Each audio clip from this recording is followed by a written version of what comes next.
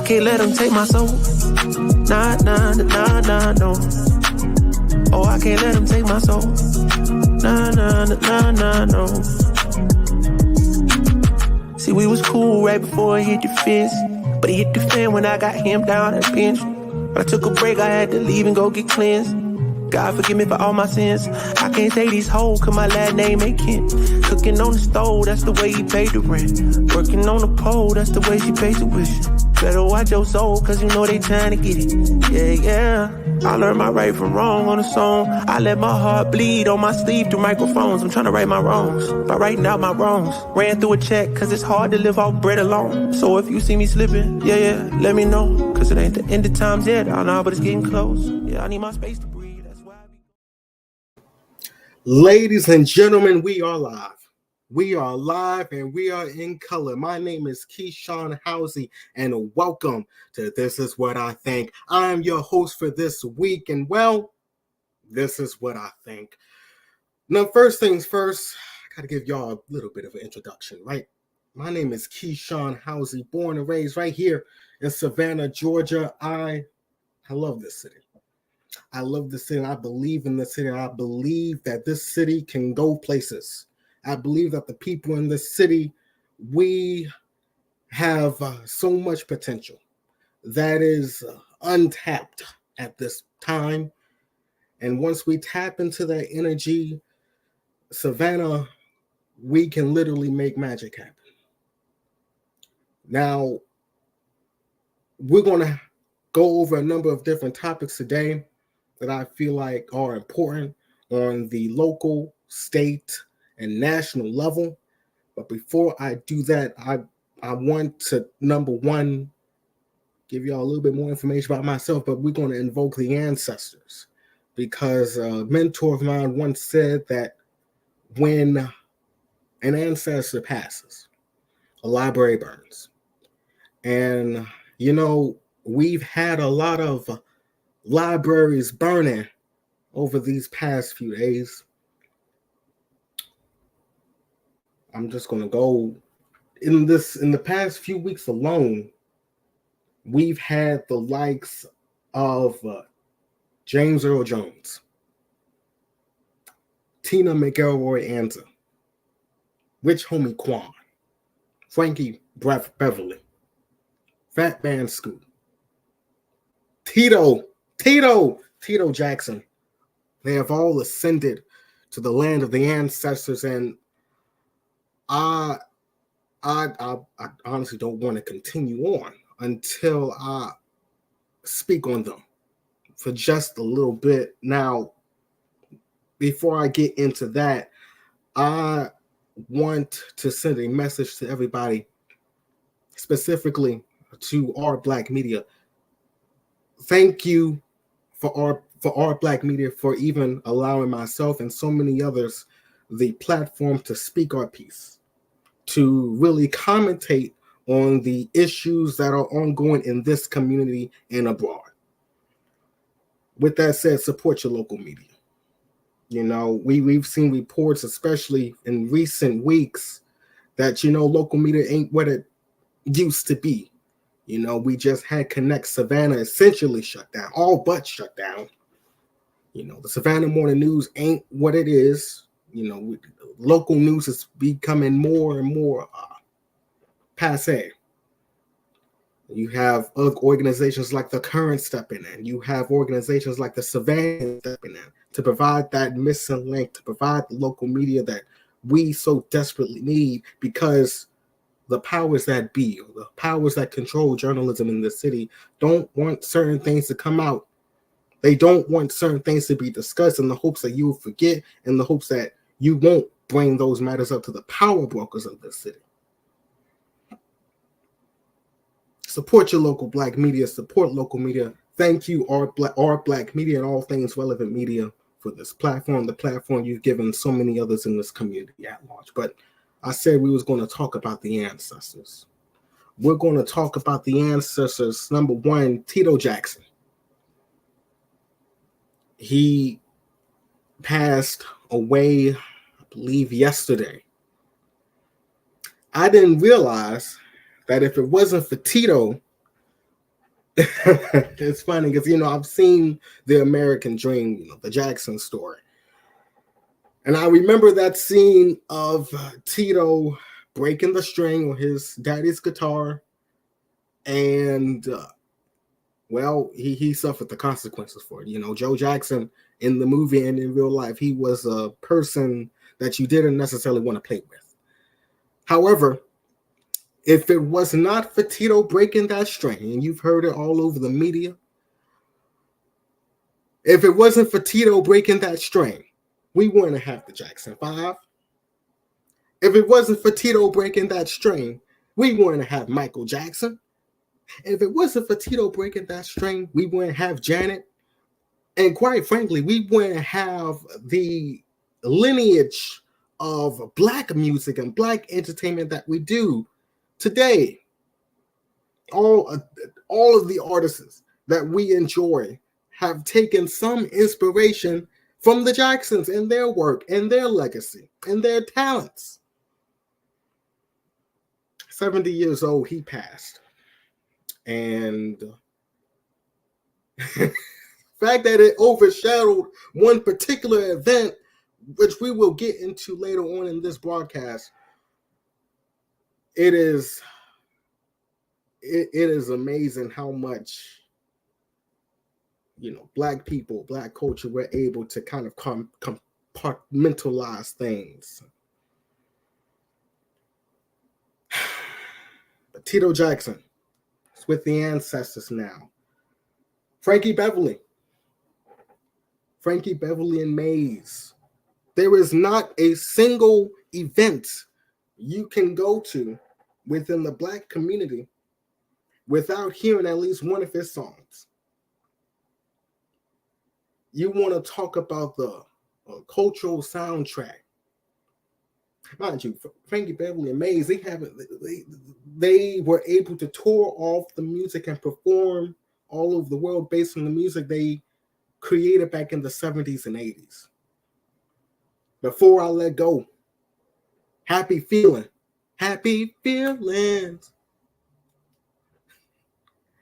Before I Let Go, which of course we know Beyonce covered. Ain't nothing like the original. Much love to Beyonce, but ain't nothing like the original. I think about Frankie Beverly and Maze, and I think about my stepfather, who's also ascended to the ancestors.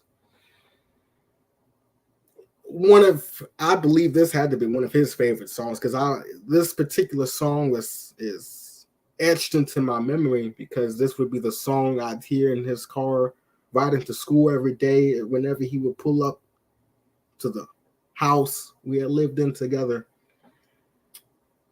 The song was called When I'm Alone. Do, do, do, do, do, do, do, do, do, do. I'm not going to sing the lyrics because I quite frankly don't remember the lyrics right now. However, again, you cannot go to a single function in the African American community without hearing his music. He passed away, I believe, at 77. A life well lived. God damn it. A life well lived. Which homie Quan? He passed, I believe, at 34. A number of weeks ago. Which homie Quan, I mind you, it's more hip hop, rap, the soundtrack of my high school career. As a matter of fact, it was funny. I was on the phone with a friend of mine, and we were in the middle of our conversation when she literally exclaimed that Rich Homie Quan died. Now, you know the way media works. You know, you see the report come out on social media. My first instinct was to go on Google. Maybe TMZ would have reported it. Maybe, you know, if this was a legitimate source of news, if this was legit information coming out, I would have seen it somewhere. I got a screenshot. I didn't believe it at first. Unfortunately, he passed due to a suspected overdose at 34. Again, the soundtrack of my high school career, which was about 10 years ago. He was one of the a younger black man, passed away. Again, you think about the music that defines a generation, which Homie Quan runs within that lineage. Fat Man Scoop. Who could ever forget Drop? Who could ever forget Lose Control? I think about those particular songs. That was the early 2000s. These were some of the first songs that I heard and that I remember, listening, getting ready for school every day, listening to those songs on the radio, back and forth from school. Who doesn't like to Lose Control? Again, a hype man was his trade. He passed away doing what he loved at age 56. He passed away, however, doing what he loved the most, and that was entertaining the people. I don't know about y'all, but I saw the video. He literally, his last words on this earth was, "If you want a party, make some noise." And it seemed to me that the Almighty wanted to make some noise. Age 56, he went on to the ancestral realm. Suspected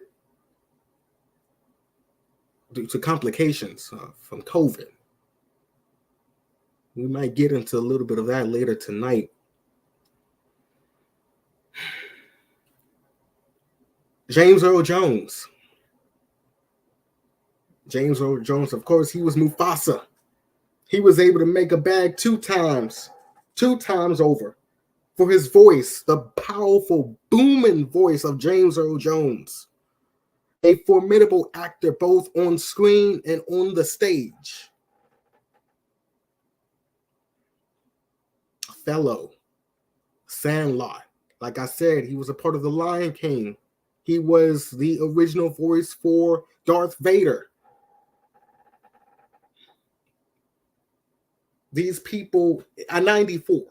He passed at 94 a number of days ago. You want to talk about a life well lived. He was able to live a long life, outlive a lot of his contemporaries.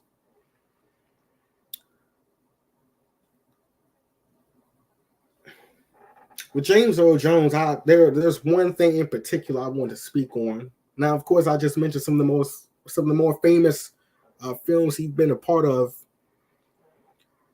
I would like everyone to take some time. I believe it's still on YouTube. I would like everybody to take some time at some point to look up a movie that James Earl Jones did. He starred in by the name of The Road to Freedom, the Vernon Johns story. In that particular movie, it was an adaptation of the life of Vernon Johns.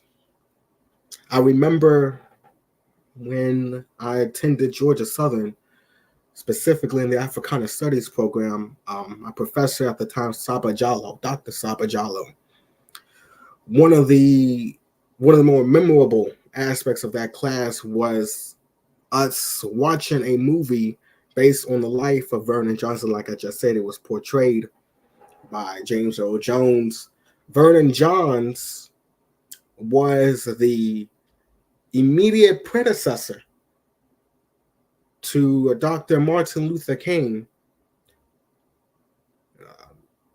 as Vernon Johns was the pastor of the Dexter Avenue Baptist Church in Birmingham, Alabama.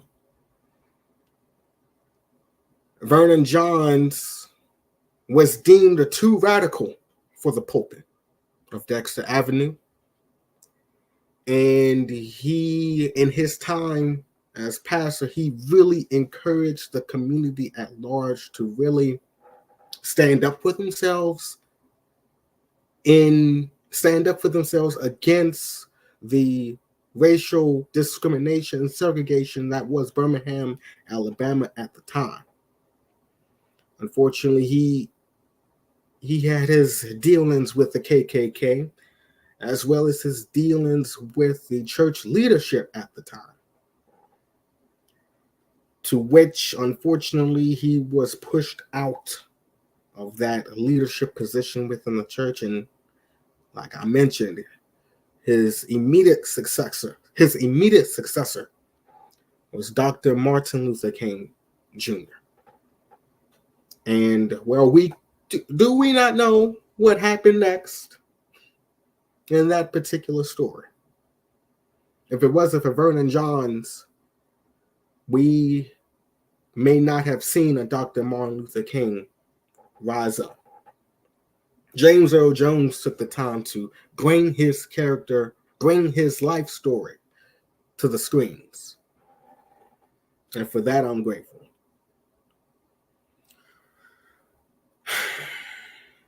And then finally, in this most recent string of passings, and I made a post on her on my Instagram because I had the opportunity to meet her in real life.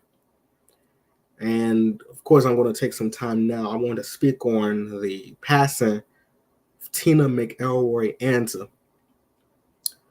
She was a native, mind you, she passed away a number of days ago at the age of 73. I'm sorry, 74.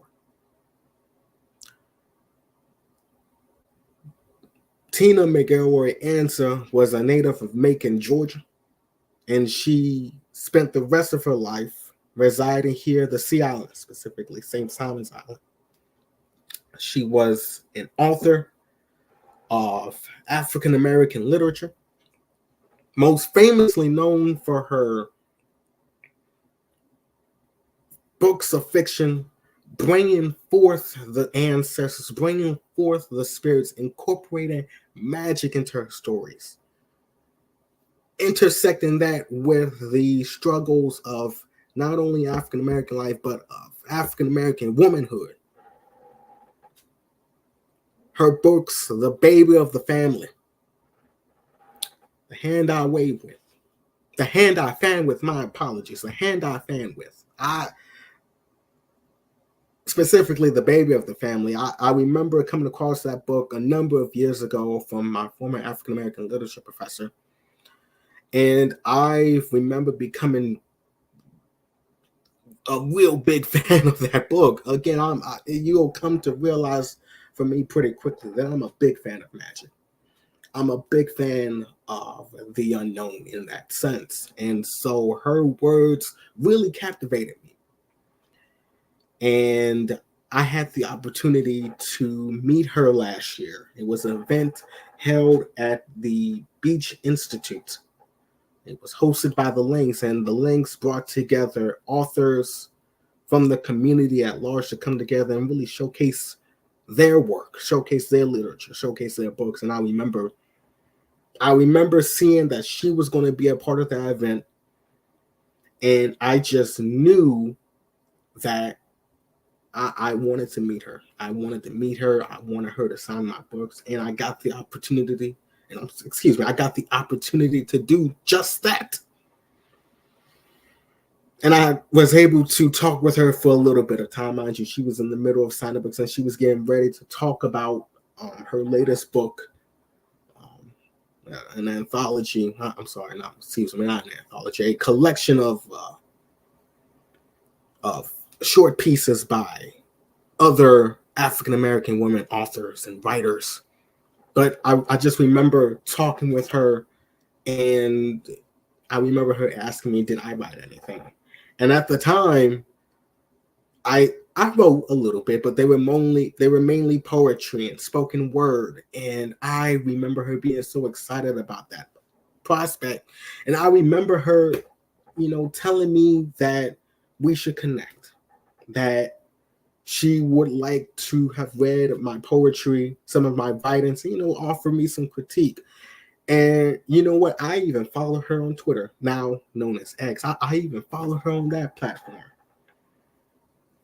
And you think you have all the time in the world. I regret to inform you all that I regretfully did not follow up with her. I didn't get a chance to share with her my writings and the potential critiques that she could have had for my writing. Then I messed that one up. I'll never know. However, since meeting her, I continued to write. Really an inspiration of her.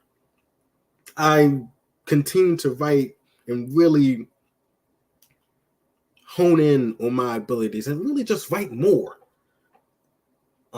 So since then, I've written more poetry. I've written more spoken word pieces, of which, well, I'm not going to debut now, but they will debut shortly in future pieces that I write. They will be dedicated to the memory and the legacy of Tina McElroy Anza.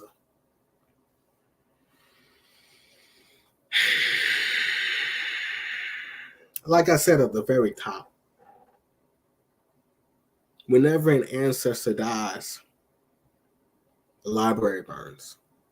And we've lost so many libraries over the past few weeks. And the only things that are certain in this life are taxes and death. And so, the dash. What do we do in between that dash? That's the legacy that we leave behind. And all of these names that I've just mentioned, by God, they have left a legacy in which may never be duplicated. And hell, as long as I'm around, will never be forgotten.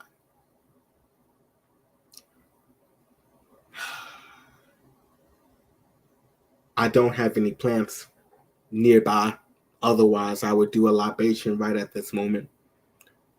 I will do so after this show concludes. Yes, I know. I'm watching the time. That was my producer in the back letting me know that we got a commercial break. We got to pay the bills somehow. With that said, let's go on commercial break. I'll see you right here.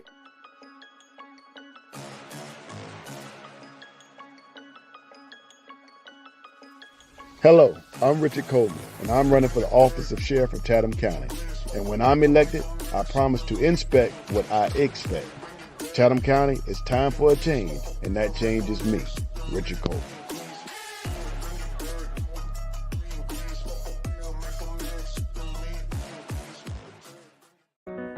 I'm Patty Hewitt, and I'm worried about our future. Last one? I think about my grandkids and the belief that they deserve every opportunity. And what you deserve, what coastal Georgia deserves, is someone who cares more about their community than about corporate profits and big pharma. I'll see you later. All right, thank you. Small business owners and hardworking Georgians are the heart of our community. Have a good day. Not CEOs, not lobbyists, not shareholders. But who's taking care of them? It's time to ask yourself, what do you want from your government? This is our year to stand up against what we know is wrong. No more DC politicians invading our home life. No more racism that kills dreams and spreads violence. And no more corporate greed at the expense of workers' rights and our environment. So what would be the most meaningful help to you? I've spent the last 8 years working behind the scenes, mobilizing our communities for positive change.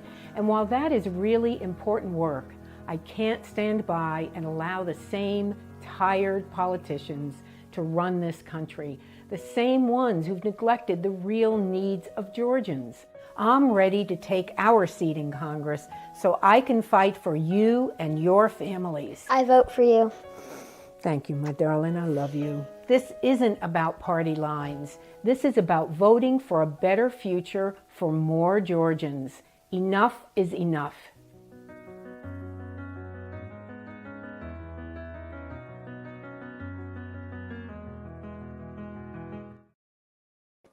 Welcome back to This Is What I Think. I am your host, Keyshawn Housey. And, you know, I realize I kind of suck at introducing myself. So for those who don't know, my name is Keyshawn Housey, lifelong resident of Savannah, Georgia. I'm a proud alum of Saul C. Johnson High School, the best high school in Savannah, Georgia. And I'm an alum of Georgia Southern University, particularly in Statesboro. I'm a big fan of the Statesboro campus. Now, they have their issues, but I see myself as an activist, a bit of a community historian, really somebody who gives a damn about the people of the city. Somebody, like I mentioned at the top, I see Savannah in a light where we have a lot of power here. We have a lot of power. And the position that Savannah holds in the world, we are truly an international city.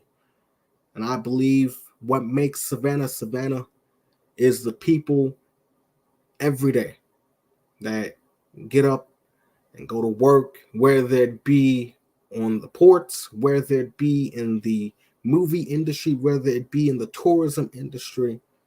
Everybody here in Savannah has a role to play in her success. As such, I also believe that whenever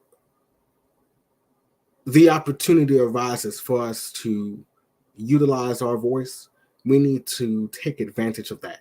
And we need to utilize every single tool at our disposal to wield the power that we have here.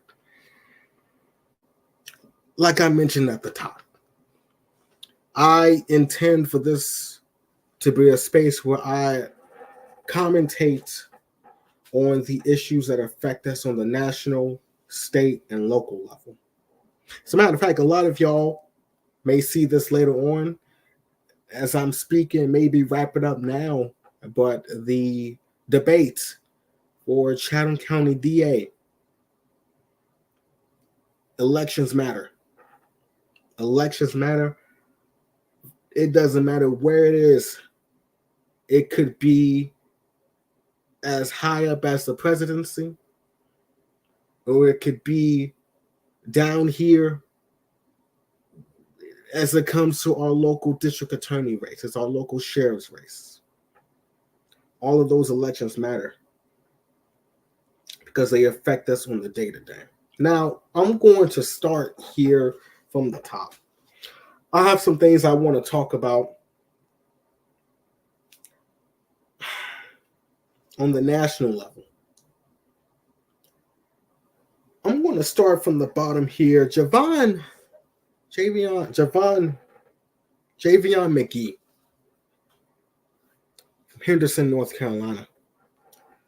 For those who do not know, Javion McGee was from Chicago, Illinois, and he was a truck driver making stops in the North Carolina area where he was essentially found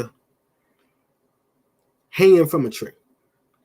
Mind you, Javion was a young African-American male.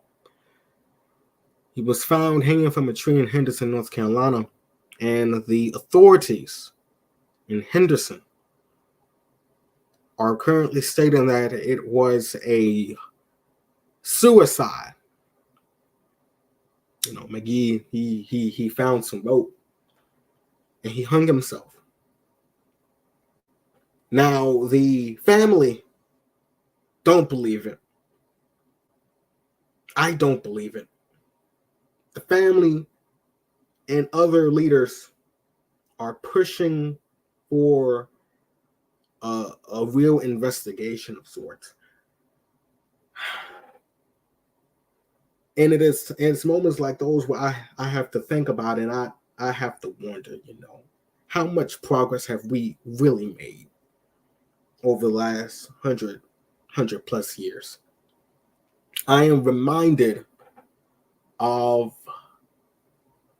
Ida Wells Barnett and how she went in the South and in different parts of America to cover the stories of African Americans being lynched, often without real consequences to the people of those areas, to the people who committed those lynchings.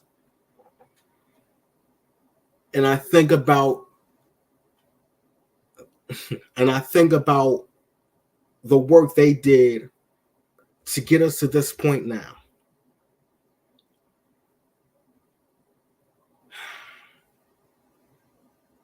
So again, it seems like nothing's really changed.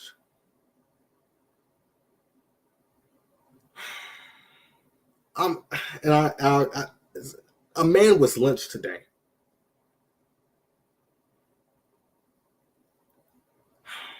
I want to ask, when will it stop? But of course, the way this country is configured, this country was founded on the oppression and the mass death of African Americans, Black people.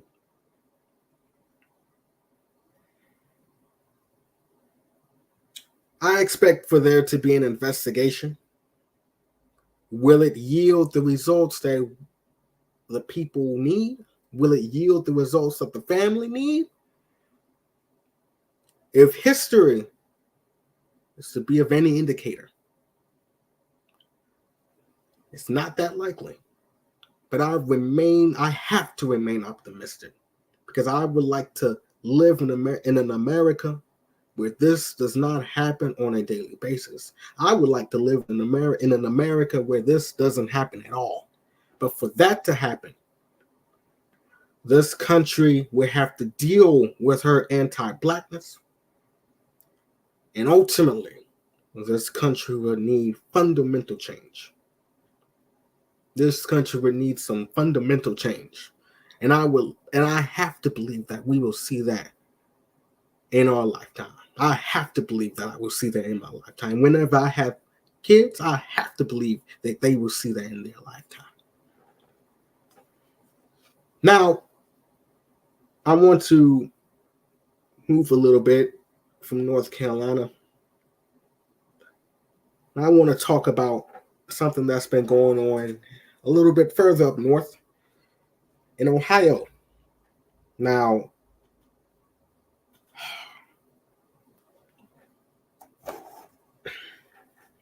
I've seen the memes on TikTok and Instagram and Twitter. I'm going to call X by Twitter because Twitter is the government name.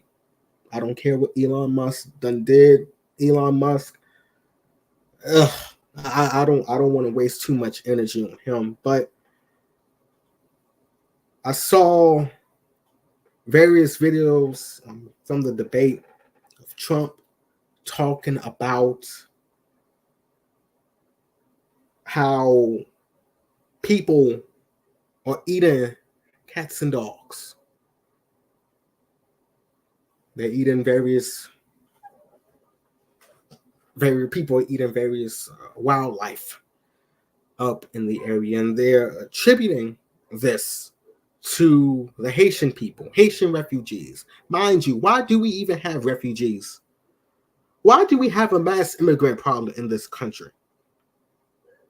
The United States is the richest nation in the world, the most powerful nation in the world. You want to know why we have such an issue with the border?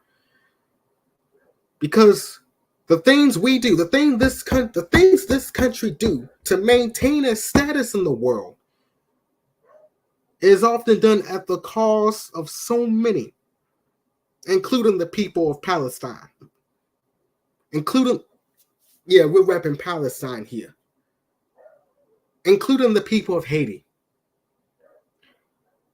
Vice presidential hopeful, current Senator J.D. Vance has since admitted that these were made-up claims. You want to talk about misinformation and disinformation. He admitted that these were made-up claims of Haitian refugees in Springfield, Ohio, eating cats and dogs, which have since prompted outrage amongst the white community members there, which has prompted fear and a series of threats to the Haitian community there, which, you know, again, people are trying to make light of this. This is not a laughing matter. This isn't a joke, because ultimately what's going to end up happening is the people who have spreaded that misinformation, they don't care that the people targeted are Haitian specifically. They're black. Their skin color is black.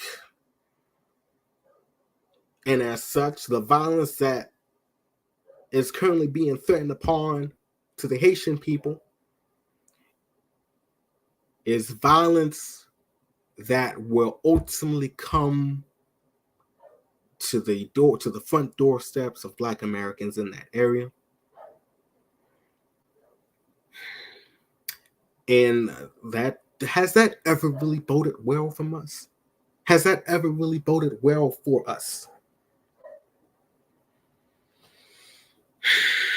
There was a celebration that was supposed to occur in Ohio. It had to be canceled. They were supposed to celebrate essentially cultural unity within that community. It had to be canceled. Young people going to school in that community, they essentially had to pull their kids out of school for fears of retaliation. I remember seeing posters of I don't even think it's the local chapter. It is a chapter from outside the state.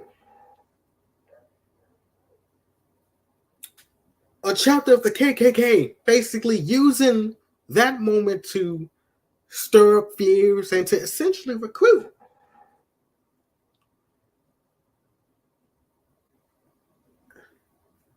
And also,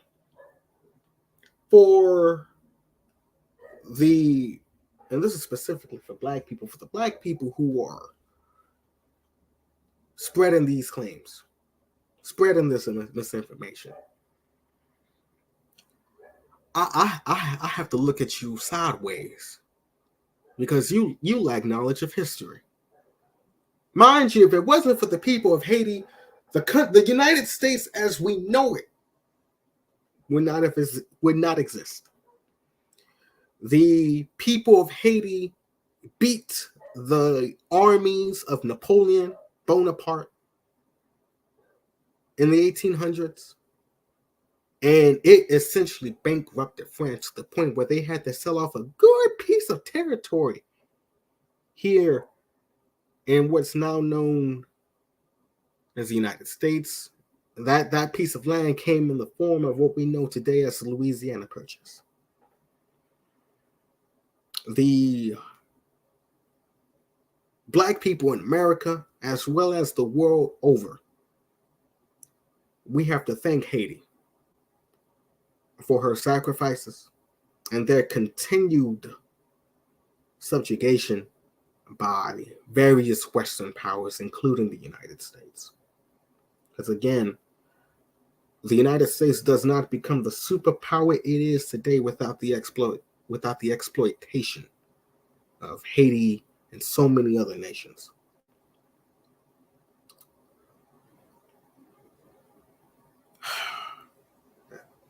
Trump talked about that in the debate a number of days ago And you want my opinion on the debate? I think Vice President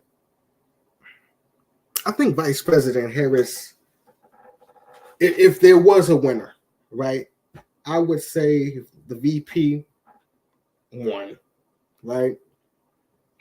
However, Vice President Harris in that debate talked about several things that I care about, in which really didn't get too much airtime. There was about a sentence and a half dedicated that whole debate to climate change. I don't know how anyone can be for, or I don't know how anybody can call themselves an advocate for climate while also promoting fracking, which is digging of oil. I don't get it. I didn't hear too much in that debate about Palestine other than what Vice President Harris has already said, and that's in regards to a ceasefire, which at this point, a ceasefire is literally the least that this government can do for the people of Palestine.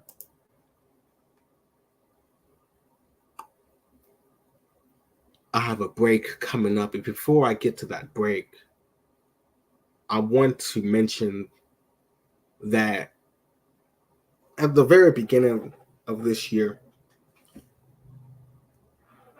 I remember saying that we should not expect a normal election cycle.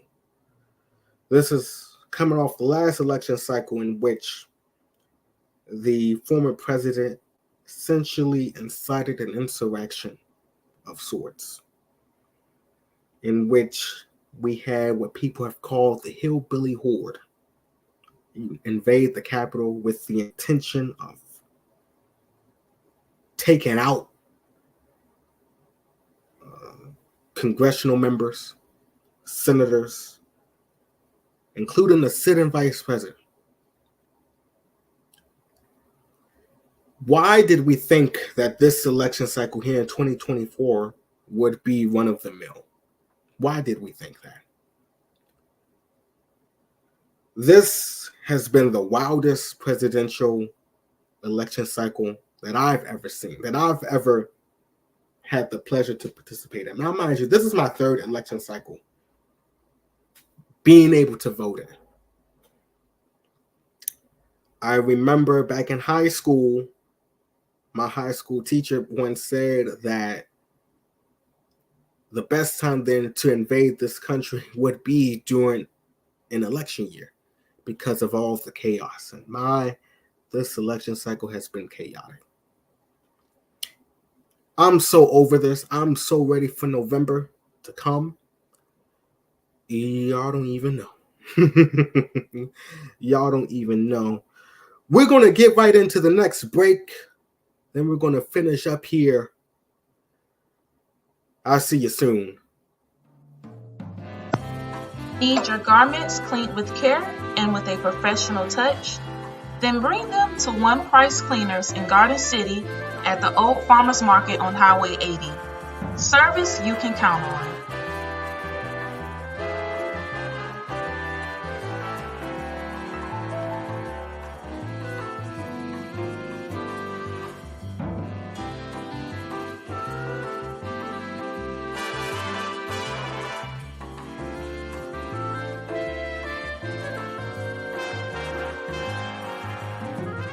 Hey there! Are you ready to amplify your voice and embrace your passion? Tune in to Our Black Media Network, where community comes first and every story matters. We're here 24/7, delivering powerful content on everything from financial literacy to the latest in sports and mental health. We are unapologetically real, reflecting the heartbeat of our community with programs that inspire, empower, and drive change. Join us on all major media platforms to celebrate our unique voices and advocate for the change we want to see. With over 50K monthly viewers, our network is your go-to destination for authentic, engaging content. Be a part of the movement. Be a part of the change. Tune in to our Black Media Network today and let your voice be heard.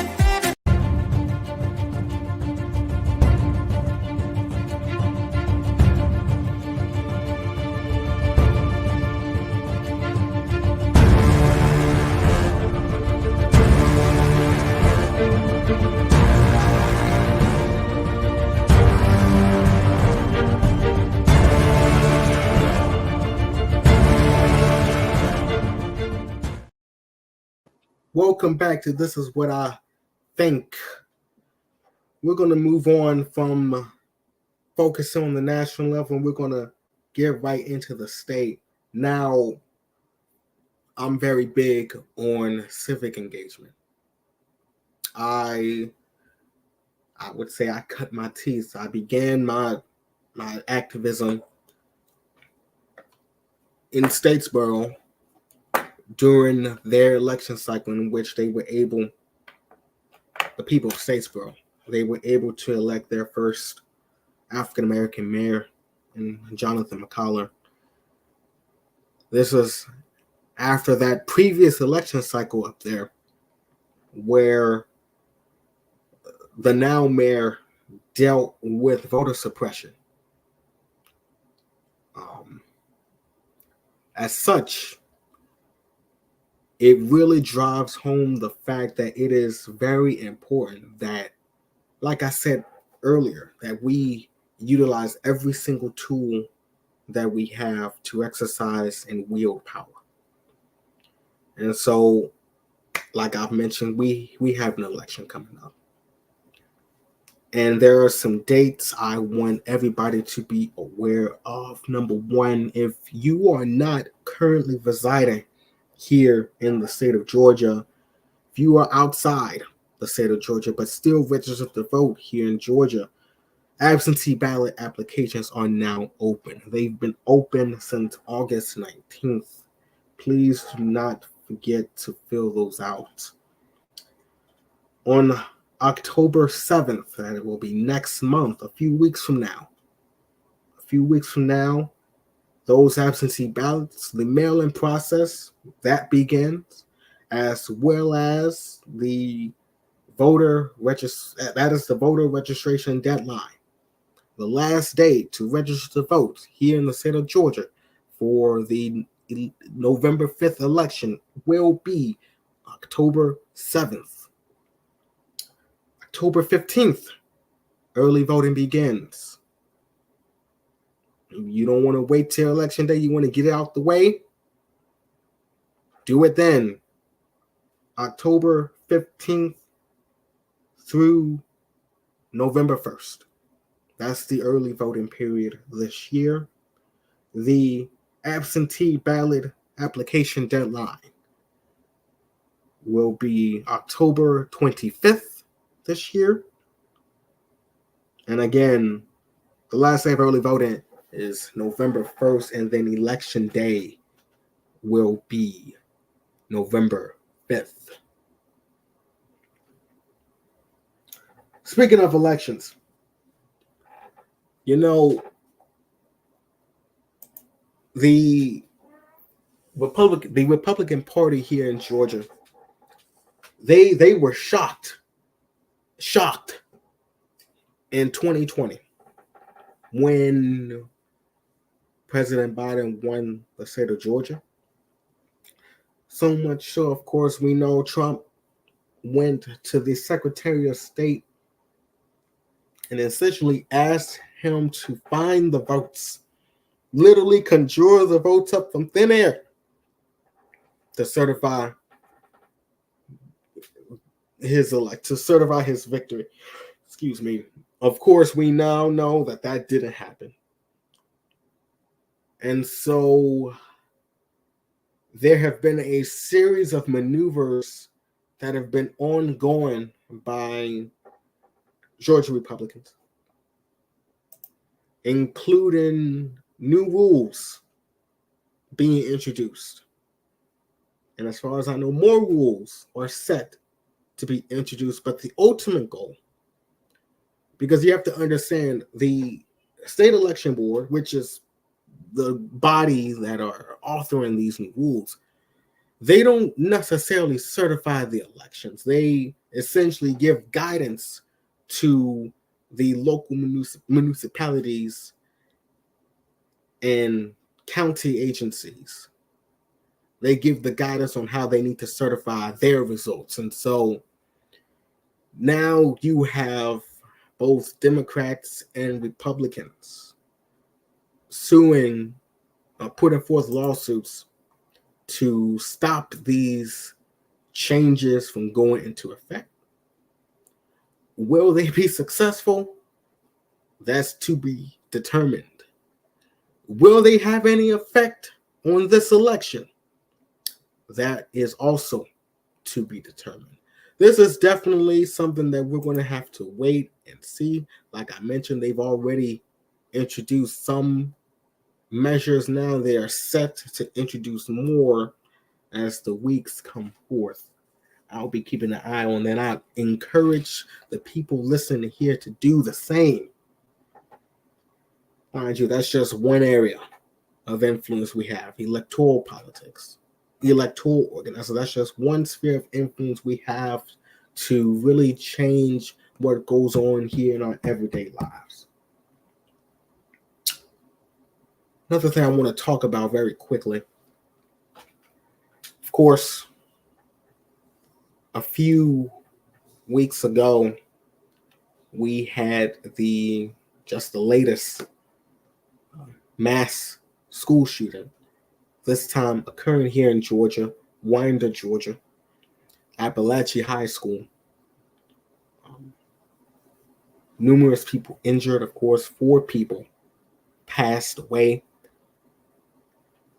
It has once again spurred debate here in Georgia and nationwide on the need for improved gun laws in this country. I'm of the opinion that the gun debate died in this country after Sandy Hook. That was over a decade ago. Right now, there is some conversation amongst both the Georgia House Democrats and Georgia House Republicans on what could be added, what could be done in the upcoming legislative session to tackle this issue. Of course, the Democrats, they want a little bit more of a comprehensive gun reform laws to be passed through, to be debated on. And from what I've seen, it seems like the Republicans, while somewhat acknowledging the need for something different, they're not necessarily willing at this time to consider improved gun laws, but they are advocating for special attention to be paid towards mental health.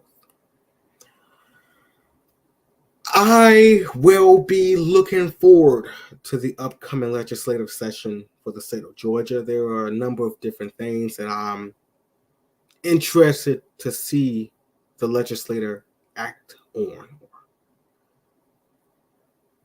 Something of the sort. With that said, if you haven't realized that today's theme is civic engagement, today's theme is elections. Coming down to the stuff that is happening here in Savannah, the things that most affect us every day. Number one, if you have not heard the news, I'm going to say it here now. For those in need or looking for some affordable housing options, you have the Housing Authority of Savannah. They've opened up their wait list for public housing. They opened that up at 10 o'clock this morning, and they will close it. They have it set to close tomorrow evening, September 17th at 4:30 p.m. or until they manually shut the applications down. But you have until tomorrow to apply for public housing, to apply to be on their wait list. Again, there's no guarantee that anyone will receive public housing if you're on the wait list, but it is there. It is open for those who are looking for that option. Also, elections have consequences. This is a reminder that elections matter, and the elections that we have here, that the elections that we have down ballot, and matter. They matter so much. Arguably, they matter even more than what's going on at the federal level, because again, all of the stuff that happens on the federal level trickles down to what happens on the state level, and it trickles down to what happens here on the local level. My producer's saying I got 30 seconds. Y'all, the DA's race here in Chatham County, that's up for grabs. The sheriff's race here in Chatham County, that's up for grabs. You have various seats on the Chatham County Commission that are up for grabs. You have all of the state reps, representative, state Senate seats up for grabs. I'm thinking about Derek Mello. I'm thinking about Ben Watson. Yeah, Ben Watson, that's his name on the state side. You have congressional seats.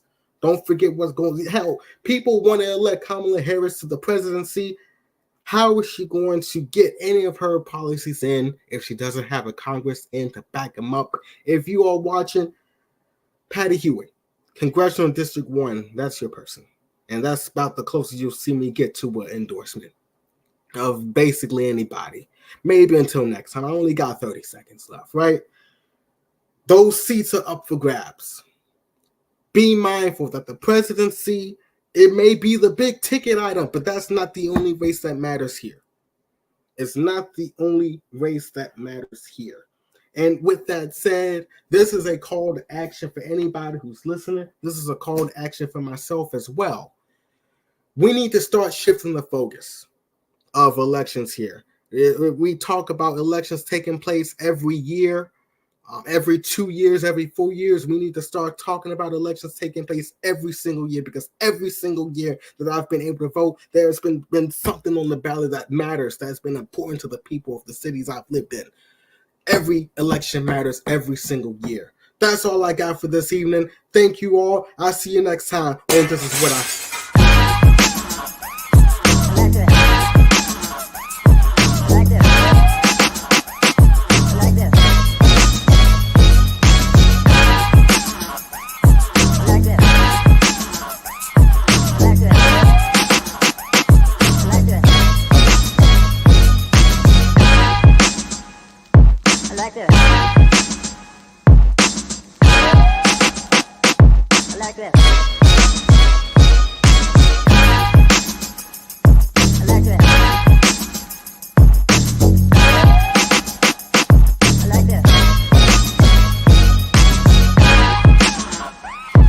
like that.